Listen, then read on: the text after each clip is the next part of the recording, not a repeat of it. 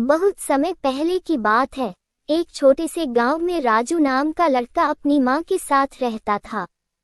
राजू गरीब जरूर था, लेकिन मेहनती और ईमानदार भी था। रोज जंगल से लकड़ियां लाकर शहर में बेचता और उससे जो थोड़ा बहुत पैसा मिलता, उसी से माँ बेटे का गुजारा होता। राजू का सपना था पढ़ाई करना और एक दिन बड़ा आदमी बनना। एक दिन राजू जंगल में लकड़ियां काट रहा था कि अचानक उसकी कुल्हाड़ी एक पत्थर से टकराए और आवाज आई ठन। जिज्ञासु होकर उसने मिट्टी हटाई तो नीचे एक पुराना, धूल से भरा पीतल का चिराग मिला। उसने उसे उठाकर कपड़े से साफ किया। तभी चिराग से अचानक धुआं निकलने लगा और धड़ाम करके एक जिन प्रकट हुआ। जिन की आवाज गूंज उठी, मैं हूँ चिराग का जिन। बोलो मालिक, क्या हुक्म है? राजू डर तो गया लेकिन फिर साहस कर बोला, मैं बस इतना चाहता हूँ कि मेरी माँ भूखी न सोए और मैं स्कूल जा सकूं। जिन मुस्कुराया, बहुत ही नेक दिल हो तुम। चलो, मैं तुम्हारे साथ चलता हूँ। अब राजू के पास सब कुछ था, अच्छा घर, स्वादिष्ट खाना, कपड़े, किताबें और स्कूल। लेकिन राजू बदल नहीं गया। वह अब भी विनम्र था। गांव के दूसरे गरीब बच्चों को किताबें बांटता, बूढ़ों की मदद करता और माँ का कहना मानता।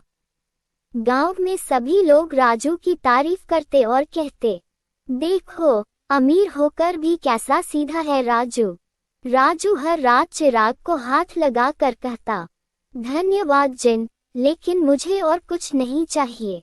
जो है, बहुत है। गांव में एक सेठ था, सेठ लालचंद। वो बहुत अमीर था लेकिन बहुत लालची और घमंडी भी। जब उसे राजू और उसके जादुई चिराग के बारे में पता चला, तो उसकी आंखों में लालच चमक उठा। एक दिन वह राजू के पास गया और बोला, बेटा, ये चिराग मुझे दे दो। मैं तुम्हें इसके बदले सोने की थैली दूंगा। राजू ने मुस्कुराकर कहा, सेठ जी, ये चिराग मेरे लिए कोई खजाना नहीं, ये मेहनत और सच्चाई की पहचान है। सेठ को गुस्सा आ गया। उसने सोचा, अब ये चिराग मुझे चोरी से लेना ही होगा। रात को सेठ ने अपने नौकर को भेजा। उसने चुपचाप खिड़की से हाथ डालकर चिराग चुरा लिया और भाग गया।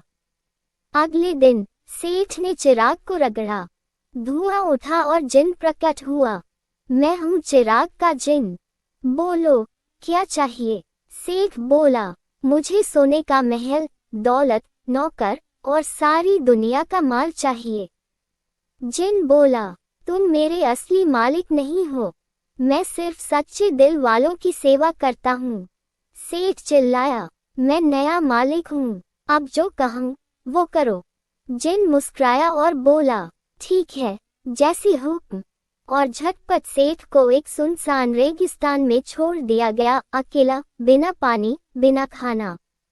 राजू जब सुबह उठा तो चिराग गायब था। उसे चिंता हुई। तभी जिन प्रकट हुआ, मालिक, आपकी अमानत वापस लाया हूँ, लेकिन अब मैं आपको छोड़कर जा रहा हूँ।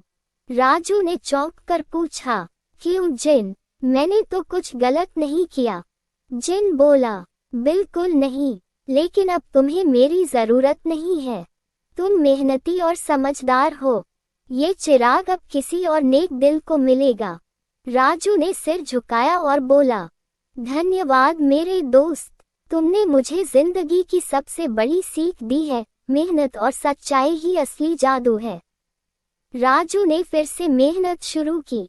उसने स्कूल पूरा किया, बड़ा होकर शिक्षक बना और गांव के बच्चों को पढ़ाने लगा। अब गांव में हर कोई कहता था, राजू ने बिना जिन के भी कमाल कर दिखाया। कहानी से सीख, मेहनत और ईमानदारी से बढ़कर कोई जादू नहीं। लालच का नतीजा हमेशा बुरा होता है।